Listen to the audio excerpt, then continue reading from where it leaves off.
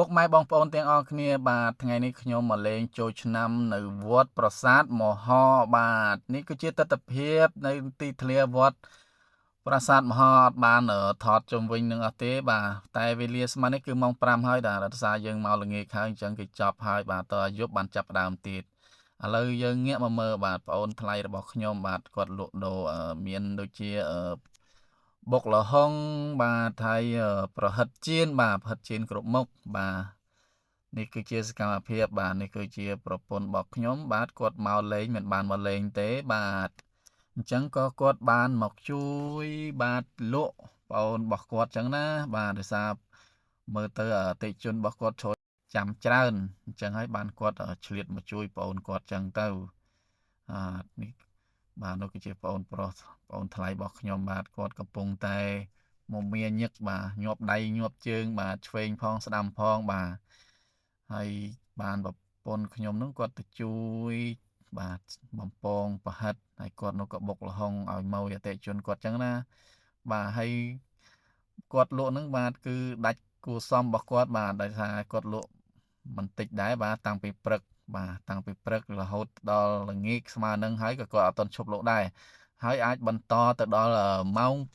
12យប់ទៀតមកម៉ែបងប្អូនទាំងអស់គ្នាបាទអញ្ចឹងគាត់អត់មានពេលសម្រាកទេគឺពេញមួយថ្ងៃបាទ24ម៉ោងតែម្ដងបាទអញ្ចឹងហើយបានថាដើម្បីជីវភាពដើម្បីគ្រួសារអញ្ចឹងហើយយើងត្រូវតែមានឱកាសយើងត្រូវតែឆ្លៀតរអញ្ចឹងណាពុកម៉ែបងប្អូនបាទសម្រាប់អ្នកដែលគាត់ធ្លាប់រគាត់ដឹងហើយបាទគឺធ្លាប់រអត់រគឺអត់បានទេបាទពុកម៉ែបងប្អូនបាទអញ្ចឹងហើយថាដើម្បីគ្រួសារដើម្បីជីវភាពទៅថ្ងៃមុខនិងការចំណាយទូទៅអញ្ចឹងណាឥឡូវនេះសកម្មភាពប្រពន្ធខ្ញុំបាទគាត់កំពុងតែកាត់បាទប្រហិតជូនឲ្យអតិថិជនរបស់គាត់បាទដែលកំពុងឈររងចាំបាទជុំវិញលម្អនឹងតែម្ដងបាទចឹងហើយបានថាចឹងក៏ឆ្លៀតមកជួយចឹងហើយរាល់ឆ្នាំមិនដែលបានដើរលេងទៅណាទេពុកម៉ែបងប្អូនមួយឆ្នាំមកតែវត្តនឹងម្ដងទេបាទនៅផ្ទះរហូតរវល់មិនដឹងធ្វើអីទេនៅផ្ទះនោះបាទអញ្ចឹងមកទៅបានមកវត្តនឹងបាទហើយឆ្នាំហ្នឹងមកហ្នឹងចំអាពេលគេចប់បាទរាល់ឆ្នាំមកចំបានគេពេលលេងគេអីចឹងយើងមកម៉ោង1ម៉ោង2ចឹងណាតែនេះយើងមកម៉ោង5ហើយអញ្ចឹងស្ងាត់ហើយបាទអញ្ចឹងបានថាដើរលេងមួយឆ្នាំមានម្ដងឥឡូវបានតែម្ដងមែនបាទមកវត្តម្ដងបាទនេះបងថ្លៃខ្ញុំគាត់កំពុងតែបុកល្ហុងឲ្យជូនអតិថិជនរបស់គាត់ចឹងណាបាទមើលគ្រាន់តែត្បាល់ហិនរ៉ែនោះបាទហេពីពេញពេញនឹងបាទអញ្ចឹងគាត់ថារវល់មែនតែនបាទស្បីឲ្យបងប្អូនមកអញ្ចឹងគាត់បានទៅលេងដែរអញ្ចឹងតើឆ្លៀតមកលេងគាត់ហ្នឹងគឺចំអាពេលគាត់លក់នឹងទៀតបាទអញ្ចឹងយើងក៏ទៅពេលហ្នឹងគាត់ក៏រវល់អាពេលហ្នឹងដែរអញ្ចឹងបានថាពុកម៉ែបងប្អូនទាំងអស់គ្នាបាទនេះគឺជាសកម្មភាពបាទប្រពន្ធរបស់ខ្ញុំបាទគាត់កំពុងតែរើសប្រហិតជៀនញ៉ាំខ្លួនឯងម្ដងហើយបាទ